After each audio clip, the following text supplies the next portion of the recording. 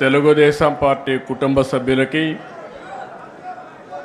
రాష్ట్రంలో ప్రస్తుతం ఇక్కడ ఉన్నటువంటి నాకు ప్రాణ సమానమైన తెలుగుదేశం పార్టీ కుటుంబ సభ్యులందరికీ, అంతేకాకుండా తెలుగుదేశం పార్టీ అభిమానులకు, అదే మాదిరిగా పార్టీ నేతలకు అందరికి కూడా తెలుగుదేశం పార్టీ ఆవిర్భావ దినోత్సవంగా శుభాకాంక్షలు, అభినందనలు, శుభాభినందనలు. ఇప్పుడే చాలామంది మాట్లాడారు, పార్టీ విషయాలన్నీ కూడా చెప్పారు. ఒకసారి మనందరం ఆలోచిస్తే 43 సంవత్సరాలు పూర్తి చేసుకుని 44వ సంవత్సరంలో అడుగుపెట్టాం. ఒక మహనీయుడి యొక్క విజన్ మామూలుగా అధికారం కోసం రాలేదు. రాష్ట్రంలో జరిగే పరిస్థితులన్నీ కూడా చూసిన తర్వాత శ్రేయోభిలాషులతో మాట్లాడాలి. 40 సంవత్సరాలుగా నన్ను ఆదరించారు, తిరిగి వాళ్ళ రుణం తీర్చుకోవాలని ఒక్క ఆలోచనతో ఎమ్మెల్యే క్వార్టర్లో ఒక్క మీటింగ్ పెడితే, ఆ మీటింగ్తో ఆయన ఎక్కడికి వస్తున్నాడంటే ఒక ప్రభంజనంగా ప్రజలందరూ ఇక్కడికి వస్తే, ఆ ఎమోషన్లో ఈ రాష్ట్రం కోసం పుట్టిన పార్టీ తెలుగుదేశం పార్టీ, అది కూడా ఎమ్మెల్యే క్వార్టర్స్లో ఒక ఆవేశంలో పుట్టింది. ఒక ఆదర్శం కోసం పుట్టిన పార్టీ తెలుగుదేశం పార్టీ. అదే ఒక సంచలనం, అదే ఒక శక ఆరంభం, అదే ఈ రాష్ట్రానికి ఒక చారిత్రక అవసరంగా మారే పరిస్థితి వచ్చింది. అలాంటి మహనీయుడు పెట్టిన స్ఫూర్తి మనందరిలో ఉంది. ప్రపంచ చరిత్రలో ఇప్పుడు కూడా ఎవ్వరూ ఈ రికార్డు బ్రేక్ చేయలేరు. పార్టీ పెట్టి 9 నెలల్లో అధికారం వచ్చిన ఏకైక పార్టీ ప్రపంచంలో తెలుగుదేశం పార్టీ. ఇంకొక పక్క ఎన్టీఆర్ లాంటి వ్యక్తి మళ్ళా పుట్టడు, పుట్టాలంటే మళ్ళీ ఎన్టీఆర్ పుడితే తప్ప ఎవరికి ఆ గుర్తింపు రాదని చెప్పి కూడా నేను మీకు తెలియజేస్తున్నా. అంతవరకు రాజకీయాలు చూస్తే ఒక పరిపాలన, పెత్తందారి వ్యవస్థ. మామూలుగా ఎమ్మెల్యేలంటే అందులో షెడ్యూల్ కులాలంటే చదువు రాని వాళ్ళని పెట్టి ఎక్కడికక్కడ పెత్తనం చేసే రోజులవి. మొట్టమొదటిసారిగా ఎన్టీ రామారావు గారు వచ్చిన తర్వాత చదువుకున్న వారిని రాజకీయాల్లోకి తెచ్చిన ఏకైక నాయకుడు నందమూరి తారక రామారావు గారు అని చెప్పి మీకు విజ్ఞప్తి చేస్తున్నా. అది కూడా ఒక విజన్. రాష్ట్రం బాగుండాలంటే యువ రక్తం రావాలి. అంతవరకు ట్రెడిషనల్గా ఉండే పాలిటీషియన్స్ పోవాలి, అదే మరిగా చదువుకున్న వ్యక్తులు రావాలని ఆ రోజు ఆలోచించిన వ్యక్తి ఎన్టీ రామారావు గారు. ఇంకో పక్క మీరు ఒక్కసారి చూస్తే అంతవరకు పరిపాలనకే పరిమితమైన ప్రభుత్వాలు పేదల సంక్షేమానికి నాంది పలికిన మహానుభావుడు ఎన్టీ రామారావు గారు అని చెప్పి నేను మీకు తెలియజేస్తున్నా. ఇదే కాదు, అప్పటి వరకు ఎంతోమంది మనం చూసాం పరిపాలనలో అనుభవం ఉండి ఎలాంటి సంస్కరణలు చేయని వ్యక్తులు. ఉండమ్మా ప్లీజ్ ఉండు, తమ్ముడు. తెలుగుదేశం పార్టీ సంకల్పం కూడా చాలా గొప్పదని చెప్పి కూడా నేను మీకు తెలియజేస్తున్నా. ఇంకొక శతాబ్దం కాదు, ఒకప్పుడు చెప్పుకునేవారు ఏదైతే గుప్తుల నాటి స్వర్ణ యుగమని, చరిత్రలో తెలుగుదేశం నాటి స్వర్ణ యుగం అని చెప్పుకునే రోజులు శాశ్వతంగా వస్తాయని కూడా మీ అందరికీ విజ్ఞప్తి చేస్తున్నా. 4 దశాబ్దాలు 43 సంవత్సరాలు ఎన్నో సంక్షోభాలు వచ్చాయి. ప్రతి ఒక్క సంక్షోభాన్ని అవకాశంగా తీసుకున్నాం. అదే సమయంలో ఎన్నో సవాళ్లు అధిగమించాం. దానికి కారణం వేదిక పైనుండే వాళ్ళకంటే వేదిక కింద నుండే కార్యకర్తలే ముఖ్యం అని చెప్పి కూడా మీకు తెలియజేస్తున్నా. అందుకని పార్టీని ప్రాణంగా బతికే పసుపు సైనికులందరికీ నా అభినందనలు. మనస్ఫూర్తిగా పాదాభివందనం చేస్తున్నా. మీ అందరికీ సెల్యూట్ చేస్తున్నా.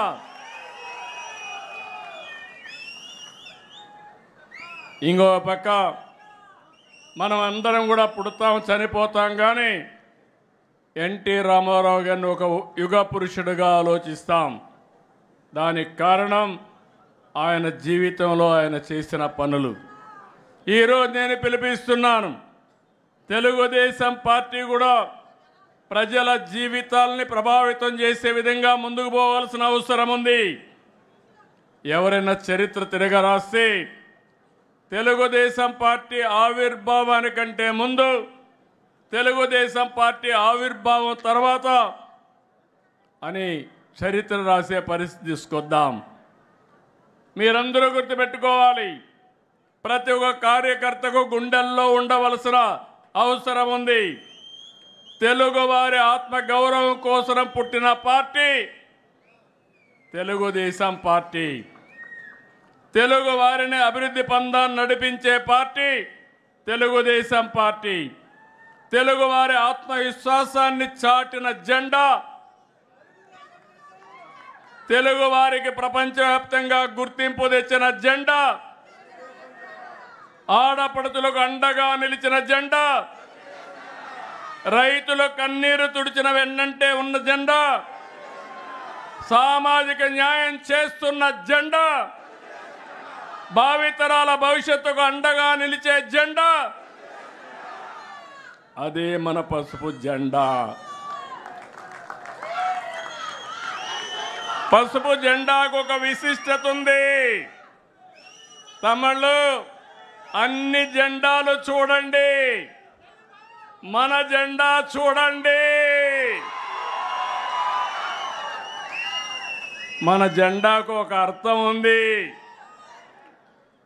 అన్నదాతలకు అండగా ఉండాలని నాగలి, కార్మికులకు ప్రగతికి, పారిశ్రామిక ప్రగతికి చిహ్నంగా చక్రం, నిరుపేదలకు నీడ అందించడానికి గుడిస, ఇల్లు. ఏ సింబల్లైనా ఏ జెండాలైనా ఉన్నాయా తమ్ముళ్ళు అని మిమ్మల్ని అడుగుతున్నా.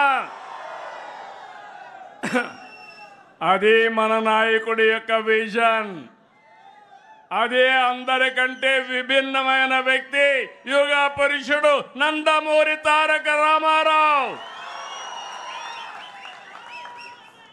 అందుకని మిమ్మల్ని అందరినీ చెప్తున్నా, అలాంటి వారసత్వానికి మనం వారసులం.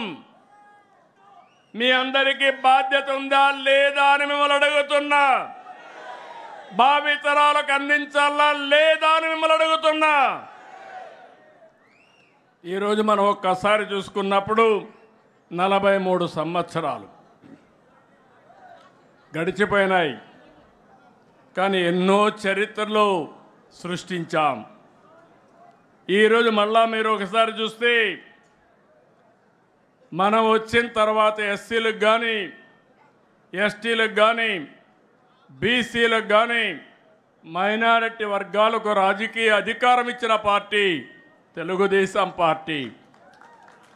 ఇంకో పక్క మీరు ఒకసారి చూస్తే ఒకప్పుడు బీసీలంటే లెక్కలేనితనం ఉండేది, రాజకీయ గుర్తింపు ఉండేది కాదు.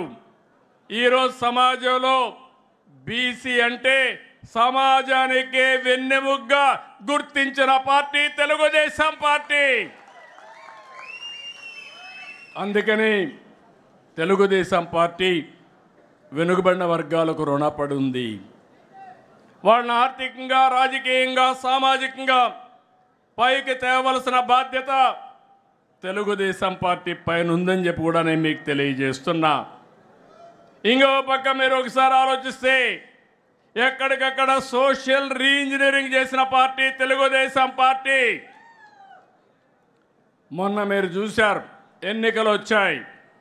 ఎన్నికలు వస్తే అన్ని వర్గాలకు అన్ని కులాలకు రాజ్యాధికారంలో భాగస్వాములు చేస్తూ ఎమ్మెల్యేలుగా ఎంపీలుగా సీట్లు ఇచ్చామంటే అది తెలుగుదేశం పార్టీ చూపించిన చొరవ.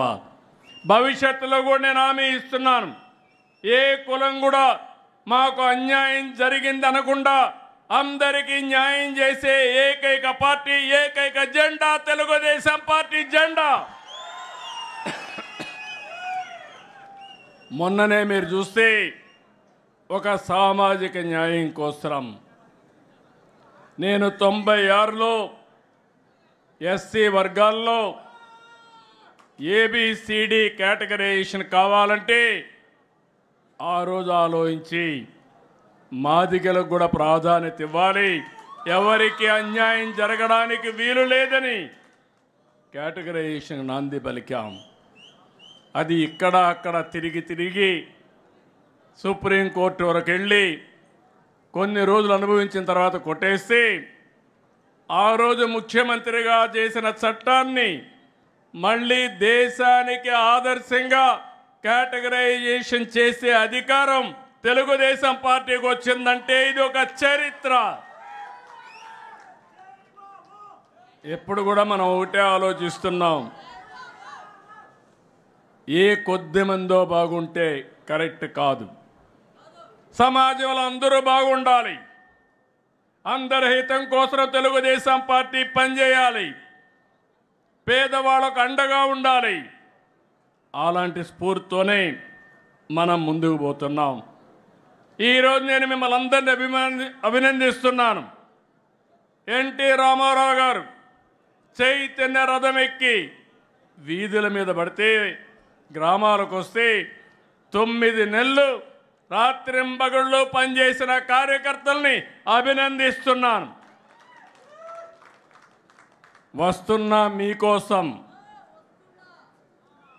నేను రాష్ట్రంలో తిరిగితే 208 రోజులు 2817 కిలోమీటర్లు ఎట్లా చేశానో నాకే తెలియదు, కానీ నాకు అండగా నిలిచిన నా పార్టీ కుటుంబ సభ్యులకి అభినందనలు. యువగళం పేరుతో లోకేష్ గారు 226 రోజులు 3112 కిలోమీటర్లు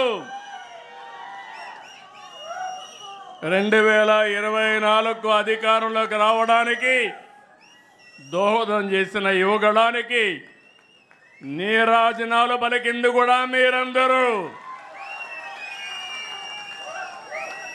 ఈరోజు తెలుగుదేశం పార్టీ ఒక్క విషయం మీరందరూ గుర్తుపెట్టుకోవాల్సిన అవసరం ఉంది. ఇది ఒక ప్రాంతీయ పార్టీనే కాదు, జాతీయ భావాలుండే దేశభక్తి కలిగిన పార్టీ తెలుగుదేశం పార్టీ. ఎవరికి అవకాశాలు రావు, మనకు అవకాశాలు వచ్చాయి. నేషనల్ ఫ్రంట్ ఏర్పాటు చేసి ప్రత్యామ్నాయ గవర్నమెంట్ ఏర్పాటు చేసిన వ్యక్తి నందమూరి తారక రామారావు గారు. యునైటెడ్ ఫ్రంట్ ఏర్పాటు చేసిన పార్టీ తెలుగుదేశం పార్టీ. 2 గవర్నమెంట్లో మీరు ఒకసారి చూస్తే ఎన్డీఏ 1 and 2 కానీ వాజ్పేయి గారి పీరియడ్లో, మళ్ళీ ఈరోజు కూడా కేంద్రంలో కీలక పాత్ర పోషించే పార్టీ తెలుగుదేశం పార్టీ. దేశంలో ఎవరికి దక్కని అవకాశం పార్లమెంట్లో ప్రధాన ప్రతిపక్షంగా పనిచేసిన పార్టీ తెలుగుదేశం పార్టీ అని చెప్పి నేను మీకు తెలియజేస్తున్నా. ఇవన్నీ చూసినప్పుడు నేను ఒకటే మిమ్మల్ని అందరినీ కోరుతున్నాను. ఎన్నో కార్యక్రమాలు చేశాం. బాబాసాహెబ్ అంబేద్కర్కి భారతరత్న రావడంలో కీలక పాత్ర పోషించిన వ్యక్తి ఎన్టీఆర్. ఆ రోజు నేషనల్ ఫ్రంట్లో అని చెప్పి కూడా నేను మీకు తెలియజేస్తున్నా. అభివృద్ధిలో మీరు చూస్తే 99లో ఏదైతే గోల్డెన్ క్వాడ్రిలేటరల్ రోడ్డు ఉందో ఆ రోడ్డుకు నాంది పలికిన పార్టీ తెలుగుదేశం పార్టీ. విద్యుత్ సంస్కరణలు తెచ్చిన పార్టీ తెలుగుదేశం పార్టీ. ఇన్ఫ్రాస్ట్రక్చర్లో మీరు చూస్తే అనేక సంస్కరణలకు నాంది పలికాం. ఈరోజు సంపద వచ్చిందంటే ఆ సంపద రావడానికి ముందు చూపుతో పనిచేసిన పార్టీ తెలుగుదేశం పార్టీ అని చెప్పి నేను మీకు తెలియజేస్తున్నా. ఒక సంస్కరణ కాదు, విద్యా సంస్కరణ తీసుకొచ్చాం. నేను ఎప్పుడూ ఒకటే ప్రగాఢంగా భావిస్తాను. ప్రభుత్వం వల్ల, ప్రభుత్వ విధానాల వల్ల జీవితాలు మారతాయి. అదే ప్రభుత్వ విధానాల వల్ల, ప్రభుత్వ పనితనం వల్ల ప్రజల జీవితాలు నాశనం అవుతాయి. ఈ విషయం మీరు గుర్తుపెట్టుకోవాల్సిన అవసరం ఉంది. 25 సంవత్సరాల కంటే ముందు నేను హైదరాబాద్ ఏ విధంగా ఉండాలి, తెలుగు జాతికి ఏ విధంగా సంపద సృష్టించాలనో ఒక నగర నిర్మాణానికి ప్రారంభిస్తే ఈరోజు గర్వంగా చెప్పగలుగుతున్నా. ఆ రోజు మనం తెలుగుదేశం పార్టీ ప్రారంభించిన పనుల వల్ల తెలంగాణ రాష్ట్రం నెంబర్ 1 స్టేట్గా ఎక్కువ తలసరి ఆదాయం వచ్చే రాష్ట్రంగా తయారైందంటే అది తెలుగుదేశం పార్టీ కాంట్రిబ్యూషన్. అది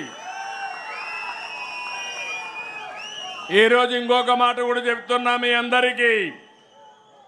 ఈరోజు 25 సంవత్సరాల కంటే ముందు నేను ఐటీ మాట్లాడా, హైటెక్ సిటీ కట్టా, ప్రజల్లో చైతన్యం తీసుకొచ్చా. అప్పుడు నన్ను నమ్మలేదు. కానీ ఈరోజు మీరు చూస్తే మీ ఊర్లో ఎంతమంది ప్రపంచంలో వేరే దేశాల్లో ఉన్నారో చూస్తే దానికి దోహదం చేసిన పార్టీ తెలుగుదేశం పార్టీ. అది సాధించిన జెండా తెలుగుదేశం పార్టీ జెండా. ఈరోజు నేను గర్వంగా చెప్పగలుగుతున్నాను. ఏ దేశమైనా వెళ్ళండి, ప్రతి ఒక్క ఊర్లో కూడా మంచి కాలనీలు ఉంటాయి, అంటే డబ్బులు ఉండేవాళ్ళు. అలాంటి పాష్ కాలనీకి వెళ్ళి మీరు తెలుగులో మాట్లాడండి, ఇమ్మీడియట్గా మీటింగ్ కావాల్సిన వ్యక్తులు మొత్తం వచ్చే పరిస్థితి ఉంటుందంటే అది తెలుగుదేశం పార్టీ సాధించిన విజయం. దీనికంటే గర్వకారణం ఏం కావాలని మిమ్మల్ని అడుగుతున్నా. తెలుగుదేశం పార్టీ కార్యకర్త సగర్వంగా కాలరెగరేసుకునే పరిస్థితి తీసుకొచ్చాం తప్ప ఎక్కడ కూడా తలదించుకునే పరిస్థితి రాదని చెప్పి నేను మీకు తెలియజేస్తున్నా. ఈరోజైతే నిరంతరం ఈ కార్యక్రమం కొనసాగాలి. ఎవరైతే ఆలోచించడం ఆపేస్తారో లేకపోతే తెలుసుకోవడం ఆపేస్తారో వాళ్ళు అక్కడి నుంచి పతనం అవుతూ ఉంటారు, వ్యక్తులు కానీ వ్యవస్థలు కానీ. మొన్న ఎన్నికలు వచ్చాయి, 2024 ఎన్నికలు ఒక చరిత్రను సృష్టించిన ఎన్నికలు ఇవి. ఆ రోజు అందరం ఆలోచించాం, రాష్ట్రాన్ని పునర్నిర్మాణం చేసుకోవాలి, మళ్ళీ దగాగాబడ్డ ఈ తెలుగు జాతిని నిలబెట్టవలసిన బాధ్యత ఉందని తెలుగుదేశం, జనసేన, బీజేపీ 3 పార్టీలు కలిసి పోటీ చేశాం. పవన్ కళ్యాణ్ గారు కానీ నరేంద్ర మోడీ గారు కానీ పూర్తిగా సహకరించారు. ఇది ఒక చరిత్ర. 93% స్ట్రైక్ రేట్. ఈరోజు నేను చెప్తున్నా, మన మీద చాలా ఆశలు పెట్టుకున్నారు. కార్యకర్తల్లో యాస్పిరేషన్లు ఉన్నాయి. ఇప్పుడు నేను వస్తే కాగితాలు ఇస్తూనే ఉన్నారు. ఇది నాకు కొత్త అనుభవం. ఎప్పుడు కూడా కాగితాలు ఇచ్చేవాళ్ళు కాదు పదవుల కోసం. మీలో యాస్పిరేషన్లు ఉన్నాయి, ప్రజల్లో యాస్పిరేషన్లు ఉన్నాయి. అయితే దీన్ని సాధించడం కోసం అనునిత్యం పనిచేయాలి. కొంచెం ఎక్స్ట్రాగా పనిచేస్తే తప్ప ఇది సాధ్యం కాదని చెప్పి కూడా నేను మీకు తెలియజేస్తున్నా. అదే సమయంలో మిమ్మల్ని చూస్తే నేను గర్వపడుతున్నా. రికార్డు స్థాయిలో మెంబర్షిప్ చేశారు.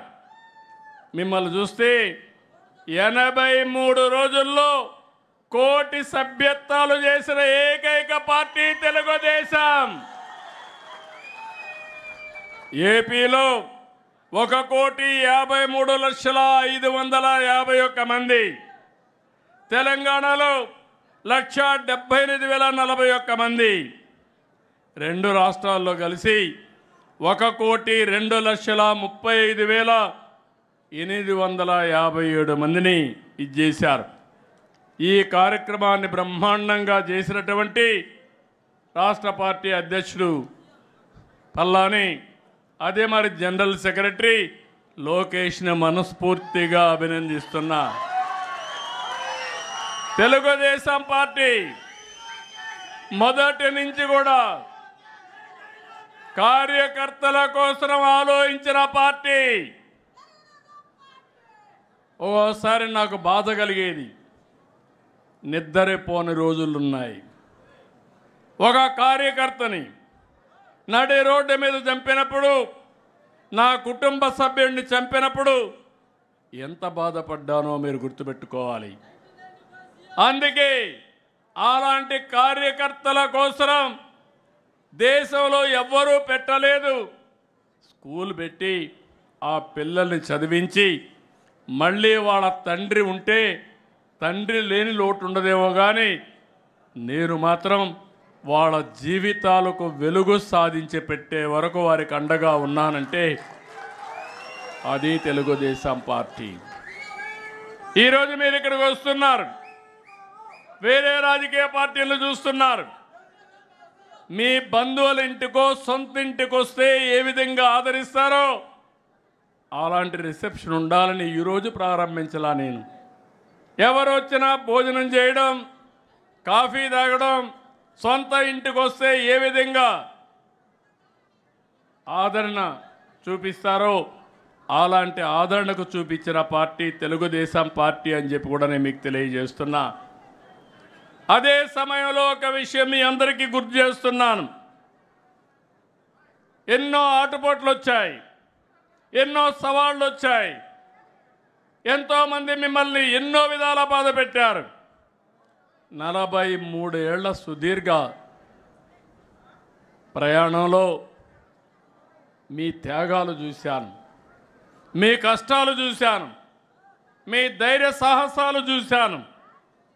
అదే సమయంలో అంతకు మునుపు కంటే 2024లో మీరు పడిన బాధలు చూశాను. అనునిత్యం ఎన్నో ఇబ్బందులు వచ్చాయి. మీ ఆస్తుల్ని విధ్వంసం చేశారు. కడాన మీరు చూస్తే చంద్రయ్య లాంటి వ్యక్తి మెడ మీద కత్తి పెట్టి నువ్వు కానీ తెలుగుదేశం పార్టీని వదిలేస్తే నీ ప్రాణం కాపాడుకుంటావంటే నా ప్రాణం పోయినా పర్వాలేదు, తెలుగుదేశం పార్టీ జెండా మాత్రం మోస్తూనే చనిపోతానని జై తెలుగుదేశం, జై చంద్రబాబు అని తుది శ్వాస వదిలిపెట్టాడంటే నా జీవితంలో ఏ విధంగా మర్చిపోతాను మీ త్యాగాలని చెప్పి నేను మీకు తెలియజేస్తున్నా. అలాంటి త్యాగాలు చేసిన వ్యక్తులు ఈ పార్టీలో ఉండడం గర్వకారణం. మీరు నరేగాలో పనులు చేస్తే డబ్బులు ఇవ్వకుండా కావాలని వేధించి మిమ్మల్ని ఆర్థికంగా దెబ్బతీసే ప్రయత్నాలు చేశారు. ఓసారి బాధ కలుగుతుంది. ఎప్పుడు రానటువంటి సంస్కృతులు ఇవన్నీ. రాజకీయాలు అనేటివి ప్రజాహితం కోసం పనిచేస్తాం, ప్రజల కోసం పనిచేస్తాం. కానీ వీళ్ళు చేసిన పని మీరు చూస్తే కొత్త కొత్త సంస్కృతులు వచ్చాయి. మనిషిని కొడితే లేకుంటే వాళ్ళని వేధిస్తే మళ్ళా రికవర్ అవుతారని కొత్తగా ఒక సంస్కృతి. ఆస్తుల్ని విధ్వంసం చేయడం, మనం పెట్టిన చెట్లు, అరటి తోట కానీ ఆరెంజ్ గార్డెన్స్ కానీ ఇలాంటి గార్డెన్స్ నరికేసి ఆర్థికంగా దెబ్బతీస్తే వాళ్ళని కుంగదీయచ్చని చెప్పి ఆలోచన చేసే రోజులు ఇవి. అయినా కూడా మీరు ఏమాత్రం భయపడకుండా నరేగాలో డబ్బులు ఇవ్వకపోయినా నీరు చెట్టు డబ్బులు ఇవ్వకపోయినా, మీ ఆస్తులు విధ్వంసం చేసినా మీరు ఒకటే ఆలోచించారు, ఈ రాష్ట్రం బాగుంటే మళ్ళా నేను సంపాదించుకుంటాను, నా ఆస్తి పోయినా పర్వాలేదు, నా రాష్ట్రం బాగుండాలని తప్పించిన మిమ్మల్ని నా జీవితంలో ఎప్పుడూ మర్చిపోలేను. అలాంటి కేసులు చాలా చూశాను. అందుకే నేను ఒకటే చెప్తున్నా, ప్రతి ఒక్క కార్యకర్త చేసిన త్యాగాన్ని గుర్తుపెట్టుకుంటాం. అదే సమయంలో మీ అందరికీ ఒకటే విజ్ఞప్తి చేస్తున్నాను, నేను బయట వస్తే కిలోమీటర్లు పరిగెత్తిన కార్యకర్తలు ఉన్నారు. అదే పని ఓసారి ఎన్నో ఇబ్బందులు క్రియేట్ చేసినా, ఇండల్లో ఉండడానికి వీలు లేకపోయినా పార్టీ కోసం పనిచేశారు. ఎన్నో కేసులు పెట్టారు. మా తమ్ముడు చెప్తున్నాడు, తప్పకుండా 95 సీఎంగానే ఉంటా. మీకు డౌట్ ఏం అవసరం లేదు. మంచికి మంచిగా ఉంటా. ఎవడైనా చెడు చేసి తప్పించుకోవాలంటే తాట తీస్తా. దాంట్లో సందేహం లేదు. శ్రీకృష్ణుడు కూడా తప్పలేదు, దేవుడికే తప్పలేదు. తప్పు చేసిన వాళ్ళని శిక్షించకపోతే మంచిని కాపాడలేము. కానీ ఇక్కడ మీరు గుర్తుపెట్టుకోవాల్సింది, శిక్షించేటప్పుడు కూడా ఎవరైతే తప్పులు చేశారో నిజమైనటువంటి వ్యక్తుల్ని శిక్షిస్తే ప్రజలు కూడా అప్రిషియేట్ చేస్తారు. కానీ మనం చేసేది రాజకీయ కక్షల కోసం పోతే మాత్రం ఎవరు విశ్వసించరని చెప్పి నేను మీకు తెలియజేస్తున్నా. ఇంకో పక్క నేను ఒకటే మీ అందరికీ హామీ ఇస్తున్నాను, ప్రజాస్వామ్యంలో పార్టీ కార్యకర్తలు చాలా ముఖ్యం. జెండా మోసేది మీరు, ప్రజల్లో చైతన్యం తీసుకొచ్చేది మీరు, ప్రభుత్వం యొక్క సందేశాన్ని ప్రజల్లోకి తీసుకుపోయి ఎక్కడికక్కడ ప్రజల్లో ప్రభుత్వం పట్ల పాజిటివ్గా క్రియేట్ చేసేది మీరే. అందుకే నాకు ఎప్పుడూ జ్ఞాపకం, తెలుగుదేశం పార్టీ కార్యకర్తలుగానే హుషారుగా ఉంటే తెలుగుదేశం పార్టీకి ఓటమే లేదు.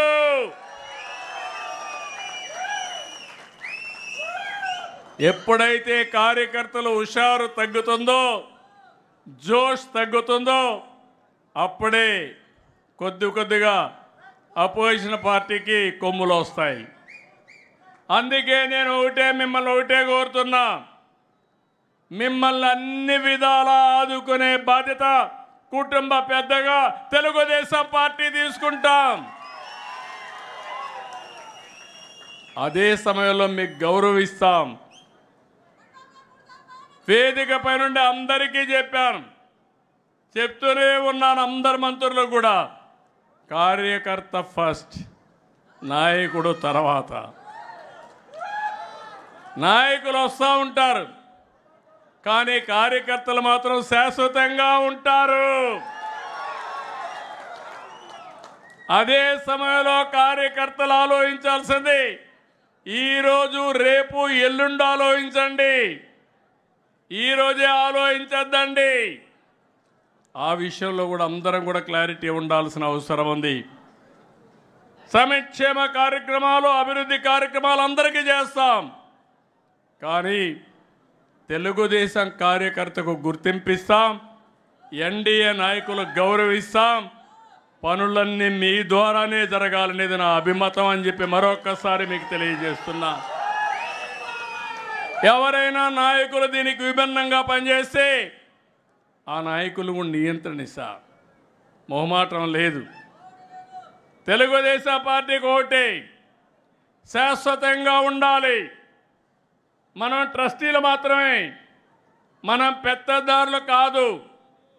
తెలుగుదేశం పార్టీకి ఒక సిద్ధాంతం ఉంది. ఆ సిద్ధాంతం ప్రకారం కొత్తగా వచ్చిన వాళ్ళు కానీ పాత వాళ్ళు కానీ అందరూ అనుసంధానం కావాలి. అప్పుడే ఈ పార్టీ శాశ్వతంగా ఉంటుందని చెప్పి కూడా నేను మీకు తెలియజేస్తున్నా. అందుకనే మళ్ళీ మీ అందరికి హామీ ఇచ్చేది, ఎన్నికల ముందు కొన్ని హామీలు ఇచ్చాం ప్రజలకి. సూపర్ 6 హామీలు ఇచ్చాం. ఆ రోజు బయట నుంచి చూస్తే నాకు అనిపించింది అన్నీ చేయగలుగుతామని. నేను అనేక సార్లు చెప్పాను, అభివృద్ధి జరగాలి, సంపద సృష్టించాలి, ఆదాయాన్ని పెంచాలి, పెంచిన ఆదాయం ద్వారా సంక్షేమ కార్యక్రమాలు చేసి మళ్ళీ అభివృద్ధి ఖర్చు పెడితే నిరంతరం ముందుకెళ్తుంది. లేకపోతే అప్పులు చేసి సంక్షేమ కార్యక్రమాలు ఇస్తే కొన్ని రోజుల తర్వాత ఆగిపోతాయి. ఈరోజు అలాంటి పరిస్థితుల్లో మనం కోరకపోయాం. 9,74,000 కోట్ల రూపాయల అప్పులు. దీనికి వడ్డీ కట్టాలి, అసలు కట్టాలి. అభివృద్ధి ఆగిపోయే పరిస్థితి వచ్చింది. కానీ నా జీవితంలో ఎప్పుడు కూడా నేను ఓటమిని అంగీకరించను. తప్పకుండా ఈ రాష్ట్రాన్ని అభివృద్ధి చేసి నెంబర్ 1 స్టేట్గా తయారు చేసే బాధ్యత ఎన్డీఏ కూటమి తీసుకుంటాం. అందుకే మీరు చూస్తే ఎన్నికల ముందు ఇచ్చిన హామీలు, పింఛన్లు పెంచాం. నేను సవాలు విసురుతున్నా, ఎవడన్నా విమర్శిస్తే 4,000 రూపాయలు 200 రూపాయలు 2,000 చేశాం. 5 ఏళ్ళు ముక్కి మూలిగి 200 పెంచితే ఒకేసారి 4,000 5,000 చేయడమే కాకుండా ఏప్రిల్ నుంచే ఇచ్చిన పార్టీ తెలుగుదేశం పార్టీ. 5,500 రూపాయలు దివ్యాంగులకు పింఛనుంటే ఎంత ఈరోజు 6,000.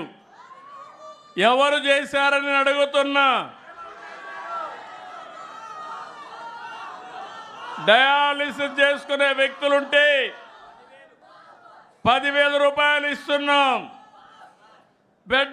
బెడ్కే పరిమితమయ్యి వాళ్ళకి ఎవరన్నా ఒకరు చూసుకోవాల్సి వస్తే ఆ ఇంటికి భారం కాకుండా 15,000 రూపాయలు ఇచ్చే ఏకైక పార్టీ మానవత్వంతో పనిచేసిన ప్రభుత్వం ఎన్డీఏ ప్రభుత్వం. ఈ విషయాలు మీరు గుర్తుపెట్టుకోవాలి. ఈరోజు ఒక్క పింఛన్ల కార్యక్రమానికి 33,000 కోట్ల రూపాయలు సంవత్సరానికి ఖర్చు పెట్టి మొదటి తారీఖు వస్తే ఏది లేకపోయినా పర్వాలేదు, మొట్టమొదటిసారి నా మీద ఆధారపడ్డ ఈ యొక్క వృద్ధులకి వికలాంగులకి పింఛన్లు ఇవ్వాలని కుటుంబ పెద్దగా ముందు వాళ్లకు పంపించిన తర్వాతనే వేరే కార్యక్రమం చేస్తున్నా.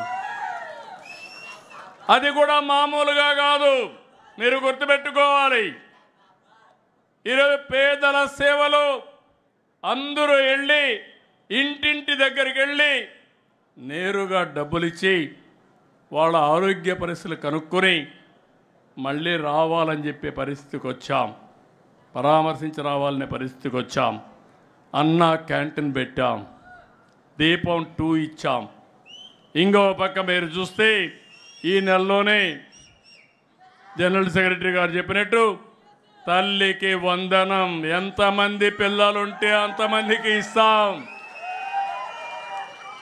ఇక్కడ 2 విషయాలు ఉన్నాయి. జనాభా తగ్గిపోతా ఉంది. మనం కూడా జనాభా పెంచుకోవాల్సిన అవసరం ఉంది.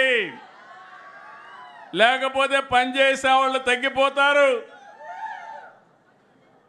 ముసలివాళ్ళు ఏజింగ్ ప్రాబ్లంతో సఫర్ అయ్యే పరిస్థితి వస్తుంది. అందుకని అందరి పిల్లలకి ఇస్తాం. అందుకే ఇంకొక పక్క అందరం కూడా పాపులేషన్ మేనేజ్మెంట్లో ఇప్పటి నుంచి మీరు మాట్లాడాలి. కనీసం 2 పిల్లలకు తక్కువ కాకుండా ప్రతి ఒక్కరూ కూడా దంపతులు ముందుకు పోయే పరిస్థితి రావాలి. ఎందుకంటే ఓసారి మొహమాట పడతాం. నేను ఎప్పుడు 95లో break silence, talk about AIDS అన్నా. ఎందుకన్నాను? ఎయిడ్స్ అనేది ఒక ప్రమాదకరమైన సమస్య. ఎయిడ్స్ కానీ స్ప్రెడ్ అయితే సమాజంలో చాలా ప్రాబ్లమ్స్ వస్తాయని తల్లిదండ్రుల్ని పిల్లలతో సెక్స్ విషయాలు మాట్లాడమని మీకు ఆ రోజు చెప్పాను. ఇప్పుడు తల్లిదండ్రులు చేయాల్సింది, ఎవరైనా 2 కంటే తక్కువ మంది పిల్లలుంటే గట్టిగా చెప్పాలి. మేము కూడా నీ మార్గం అనుకుంటే నువ్వు వచ్చేవాడువా అని చెప్పి అడగాలి. అప్పుడే ఈరోజు గుర్తింపు వస్తుంది. ఇది మనందరి సామాజిక బాధ్యత. సమాజంలో ఇది ఉండాలంటే తప్పదని చెప్పి కూడా నేను మీకు తెలియజేస్తున్నా. అన్నదాతకి ఇవ్వాల్సిన డబ్బుల్ని మళ్ళీ వాళ్ళకు కూడా ఇస్తున్నాం. 3 ఇన్స్టాల్మెంట్స్లో ఇస్తాం. మే నుంచే ప్రారంభిస్తాం. మత్స్యకారులకు 20,000 ఇస్తాం. అదే మాదిరిగా ఏదైతే డిఎస్సి ఉందో తొందరలోనే 1-2 రోజుల్లోనే డిఎస్సి కూడా పిలుస్తాం. మళ్ళీ కొత్త టీచర్లతో కొత్త కళతో స్కూల్స్ అన్నీ కూడా రీఓపెన్ చేస్తామని చెప్పి కూడా నేను మీకు తెలియజేస్తున్నా. అయితే మనం ఇవన్నీ కూడా ప్రజలకు ఇచ్చిన హామీలు నెరవేరుస్తాం. ఎందుకంటే మన దగ్గర డబ్బులుండి కాదు. ఆ విషయం కూడా కార్యకర్తలు గుర్తుపెట్టుకోవాలి, ప్రజలు గుర్తుపెట్టుకోవాలి. ఇబ్బందులు ఉన్నాయి. మన ఊహించిన దానికంటే ఇబ్బందులు ఎక్కువగా ఉన్నాయి. నేను 4వసారి ముఖ్యమంత్రిని. 3 సార్లు నాకు ఎప్పుడు ఇన్ని ఇబ్బందులు రాలేదు. అన్ని ఇబ్బందులు ఉన్నాయి. కానీ ఒక పక్క ఇబ్బందులున్నా సమస్యల్ని ఫేస్ చేస్తూనే ఎక్కడికక్కడ ఇచ్చిన హామీలు నెరవేర్చుకుంటూ ముందుకు పోయే దిశగా ముందుకు కార్యక్రమాలు తీసుకున్నాం. ఈరోజు మీరు చూస్తున్నారు, అమరావతి విధ్వంసానికి గురైతే అమరావతి పనులు ప్రారంభమైనాయి. పోలవరం గోదావరిలో ముంచేస్తే గోదావరిని మళ్ళీ ట్రాక్లో పెట్టి 2027కు పూర్తి చేసే బాధ్యత తెలుగుదేశం పార్టీ ఎన్డీఏ తీసుకుంటున్నాం. ఇంకో పక్కన ఇక్కడే రామాయంపట్నంలో బీపీసీఎల్ అయితే 95,000 కోట్ల రూపాయలతో రిఫైనరీ వస్తూ ఉంది. ఆర్సీఆర్ మిత్తలైతే నక్కపల్లిలో ఒక స్టీల్ ప్లాంట్ పెట్టడానికి 1,00,000 కోట్ల రూపాయలతో ముందుకు వచ్చారు. ఎన్టీపీసీ అయితే 1,90,000 కోట్లతో గ్రీన్ హైడ్రోజన్కి ముందుకు వచ్చారు. రిలయన్స్ అయితే 65,000 కోట్ల రూపాయలతో ఎక్కడికక్కడ బయోఫ్యూయల్ కింద ముందుకు పోయే పరిస్థితి వచ్చారు. ఒక పక్క ఈ కార్యక్రమాలు చేస్తున్నాం, ఒక పక్క పెట్టుబడులు తెస్తున్నాం, ఒక పక్క ఉపాధి కల్పిస్తూ ముందుకు పోతున్నాం. రేపే మళ్ళీ ఒక చరిత్రకు శ్రీకారం చుట్టబోతున్నాం. జీరో పావర్టీ, P4 మార్గదర్శి, బంగారు కుటుంబం. నా ఆలోచన ఒకటి, సంపద కొంతమంది చేతుల్లో ఉండడం కాదు. సంపద అనేది ఎవరైతే పేదవాళ్ళు ఉన్నారో వాళ్ళ అవసరాలు తీర్చే విధంగా ఉండాలి. ఓసారి మనకు అదృష్టం కలిసి వస్తుంది. ఇక్కడే మా చంద్రశేఖర్ ఉన్నాడు, ఎన్ఆర్ఐ. ఒక ఎగ్జాంపుల్ అది. మన పాలసీల వల్ల చంద్రశేఖర్ బాగుపడ్డాడు, అమెరికాకి వెళ్ళాడు, ఒక మంచి కంపెనీ పెట్టాడు, ఒక సక్సెస్ఫుల్ పారిశ్రామికవేత్తగా తయారయ్యాడు. ఈరోజు నేను కూడా గర్వపడుతున్న తెలుగువాడుగా అమెరికాకి వెళ్ళి ఈరోజు సక్సెస్ఫుల్గా తిరిగి వచ్చి మళ్ళా ప్రజాసేవకు ఎంపీ అయ్యాడు. ఎంపీ అవుతానే అదృష్టం కలిసి వచ్చి కేంద్రంలో మంత్రి కూడా అయ్యాడు. ఇప్పుడే అనిత గారు చెప్పారు, ఒక్క అడుగు ముందేస్తే ఓసారి 3-4 అడుగులు కలిసి వస్తాయి. ఆవిడ కూడా మొన్నటి వరకు తెలుగు మహిళా అధ్యక్షురాలుగా పనిచేసి సాక్షాత్తు రాష్ట్ర హోమ్ మినిస్టర్గా పనిచేసే పరిస్థితికి వచ్చారంటే అది తెలుగుదేశం పార్టీ చూపించే ఆదరణ, అభ్యర్థులను ఎంపిక చేసే విధానం కూడా. ఇప్పుడు నేను ఎందుకు చంద్రశేఖర్ గారి పేరు చెప్పానంటే సమాజం ఆయనకి ఆదరణ ఇచ్చింది, అవకాశాలు ఇచ్చింది. ఇక్కడే ఈ జిల్లాలోనే చదివాడు, ఎంబీబీఎస్ పాస్ అయ్యాడు, టెక్నాలజీలో కొద్దిగా ఆలోచించాడు. దాంతో ఆయన చేసిన పని అమెరికాకు పోయి ఒక కంపెనీ పెట్టి బ్రహ్మాండంగా డబ్బులు సంపాదించారు. కానీ ఆయన మొట్టమొదటిసారి డబ్బులు సంపాదించినప్పుడు ఇక్కడ ప్రజల వల్లనే పైకి వచ్చాడు. ఆ విషయాన్ని ఆయన గుర్తుపెట్టుకోవాల్సిన అవసరం ఉంది. సమాజం వల్ల పైకి వచ్చాడు. తెలివితేటలున్నాయి. కృష్ణ గారు ఊరే బురుపాళెమే అయింది. ఆయనతో పుట్టిన వాళ్ళు అక్కడే ఉన్నారు. ఇంకా ఆయనకు బాధ్యత ఉందా లేదా అని అడుగుతున్నా మీ అందరి ద్వారా. ఆ ఊరిలో ఉండే పేదవాళ్ళందరినీ పైకి తీసుకొచ్చే బాధ్యత ఆయనకు ఉందా లేదా అని మిమ్మల్ని అడుగుతున్నా. అదే నా విధానం, అదే మార్గదర్శి బంగారు కుటుంబం, జీరో పావర్టీ, P4 విధానం. P3 అనేది మీరు గుర్తుపెట్టుకోవాలి. పబ్లిక్ ప్రైవేట్ పార్ట్నర్షిప్తో రోడ్లు వేసాం, ఎయిర్పోర్ట్లు కట్టాం, టెలికమ్యూనికేషన్లు తెచ్చాం. కొంతమంది కోటీశ్వరులు అయ్యారు, మనకు కూడా వస్తువులు వచ్చాయి, రోడ్డు వచ్చింది, ఎక్కడ ఆగే పని లేకుండా బ్రహ్మాండంగా వెళ్ళిపోతున్నాం. ఇప్పుడైతే టోల్ కూడా కలెక్ట్ చేసే పని లేదు, నేరుగా బిల్లు మీకు నేరుగా ఇంటికి వస్తుంది, మీ ఫోన్కి వచ్చేసే పరిస్థితికి వచ్చింది. అలాంటి సమయంలో ఈ పేదవాళ్ళని బాగు చేసే బాధ్యత మన పైన ఉంది. అందుకే 20 లక్షల మందిని ఎంపిక చేశాం. పారిశ్రామికవేత్తలకు పిలిపిస్తున్నాను, సమాజంలో పైకొచ్చిన వ్యక్తులకు పిలిపిస్తున్నాను. ఇది మీ బాధ్యతగా తీసుకోండి. నేను చేయాల్సిన పని నేను చేస్తాను. మేము ఆ రోజు పబ్లిక్ పాలసీలు తీసుకొస్తే మీరు పైకి వచ్చారు. చరిత్రలో మెడికల్ కాలేజీ పెట్టకపోతే చంద్రశేఖర్ కూడా ఇక్కడ వ్యవసాయం చేసుకుంటూ వాళ్ళ ఊళ్ళోనే ఉండేవాడు. ఆ రోజు ప్రభుత్వ విధానం వల్ల ఆయన బెనిఫిషరీ. ఆయన బాధ్యత తిరిగి సమాజానికి ఇవ్వాల్సిన బాధ్యత ఆయన పైన కూడా ఉంది.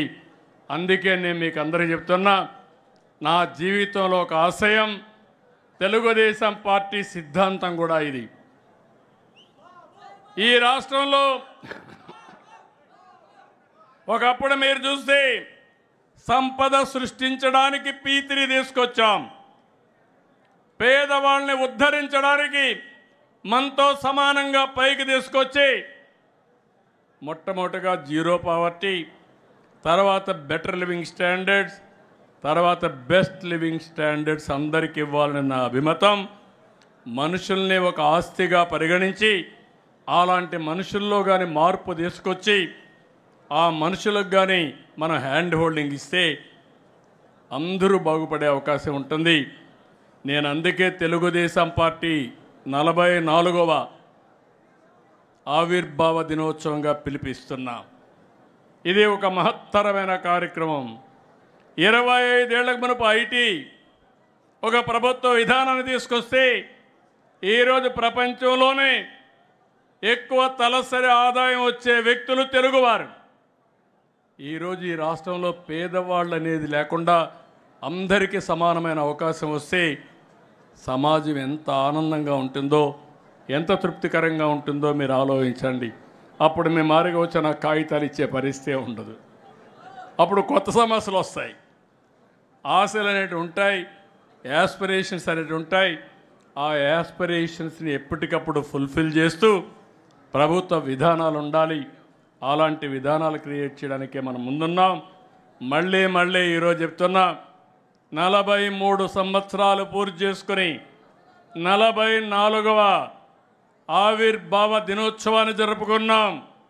మీ అందరిలో గుర్తుండాలి, ప్రతి నాయకుడికి గుర్తుండాలి, కార్యకర్త ఫస్ట్, నో సెకండ్ థాట్. ప్రతి ఒక్క కార్యకర్తకు గుర్తుండాలి, ప్రజలే ఫస్ట్, పీపుల్ ఫస్ట్. మీరు గుర్తుపెట్టుకోవాల్సింది ప్రజలు, మిమ్మల్ని గుర్తుపెట్టుకోవాల్సింది నాయకులు. ఈ 2 విషయాలు సమన్వయం చేసుకుంటే ఇంకా తిరుగులేని శక్తిగా తెలుగుదేశం పార్టీ శాశ్వతంగా ఉంటుందని మరొక్కసారి విజ్ఞప్తి చేస్తున్నా. విధానాలు తేవడం మాకు వదిలిపెట్టండి. ప్రపంచంలో బెస్ట్ పాలసీ ఎక్కడుంటే దాన్ని ముందుగానే ఆలోచించే వ్యక్తిని నేను. హైటెక్ సిటీ అంటే ఎవరికి అర్థం కాలేదు, ఐటీ అంటే అర్థం కాలేదు.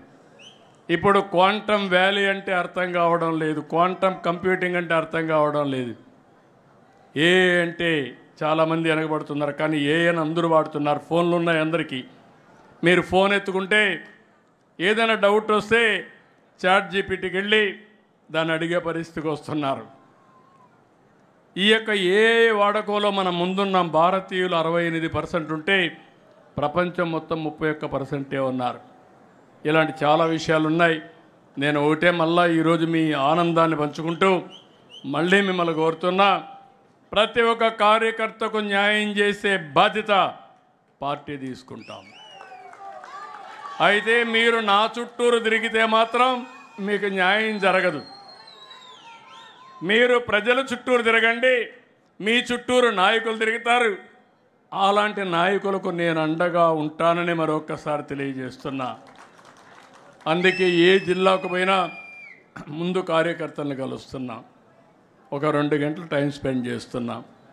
ఆ 2 గంటలు టైం స్పెండ్ చేస్తే నాకు ఎంత స్ట్రెంగ్త్ వస్తుందంటే, నా సొంత ఇంటికి పోయి ఒక కాఫీ తాగితే ఎంత ఆనందం వస్తుందో అంత ఆనందాన్ని పొందుతున్నాను. 43 ఏళ్ళు కష్టపడ్డారు. నేను నా కళ్ళ ముందర చూశాను మీ త్యాగాలన్నీ. అందుకే చెప్తున్నా, ఏ పార్టీకి లేనటువంటి నాయకత్వం ఉంది, కార్యకర్తల బలం ఉంది, ఒక సంకల్పం ఉంది, ఒక పార్టీ సిద్ధాంతం ఉంది. దీనికి అందరూ కలిసి రావాల్సిందిగా మరొక్కసారి రాష్ట్రంలో ఉండే ప్రతి ఒక్క కార్యకర్తను కోరుకుంటూ చేస్తారని చెప్పి ఆశిస్తూ అందరికీ నమస్కారాలు. జై హింద్, జై తెలుగుదేశం, జై తెలుగుదేశం, జై తెలుగుదేశం. ఎన్టీఆర్ अमर रहे, ఎన్టీఆర్ अमर रहे, ఎన్టీఆర్. अमर रहे. Thank you. జై హింద్. జాతీయ అధ్యక్షుల వారికి ధన్యవాదాలు.